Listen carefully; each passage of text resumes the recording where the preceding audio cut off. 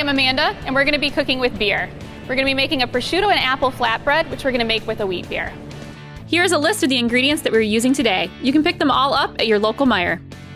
So with the beer, we want to measure our full cup from where the actual line of the beer is, not including the head on the beer. So I'm going to go ahead and add our flour here with the mixer turned off. So I've just got this on a low setting right now. We don't want a big cloud of flour dust everywhere. I'm going to go ahead and add my salt. And now we're going to go ahead and add our cold butter cubes. Now that we have all of our dry ingredients mixed together, I'm going to go ahead and add in our beer.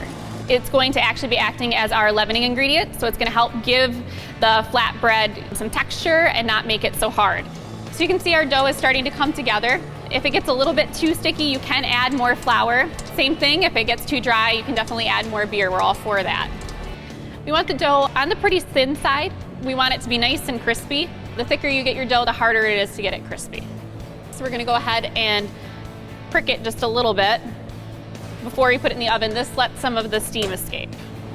We've got our flatbread crust in for about 10 minutes, give or take. Some ovens are a little bit hotter than others, so just make sure you keep an eye on it. First, we're adding our beer over medium heat, and we're going to let that cook down for 4 to 5 minutes. When we use the beer, what it's going to do is it's going to caramelize along with the apples and the brown sugar, and it's going to give you a nice flavor on your flatbread. We're just looking for this to reduce down. If it gets foamy like this, don't let that bother you. Just go ahead and whisk it a little bit.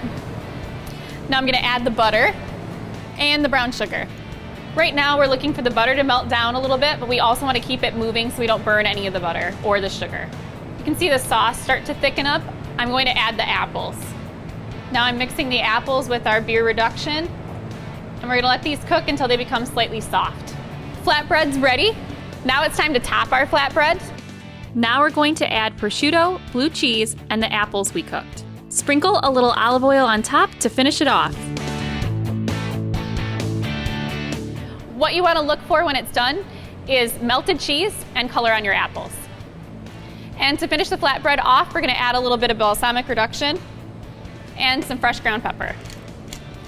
And that is how you make prosciutto and apple flatbread using wheat beer.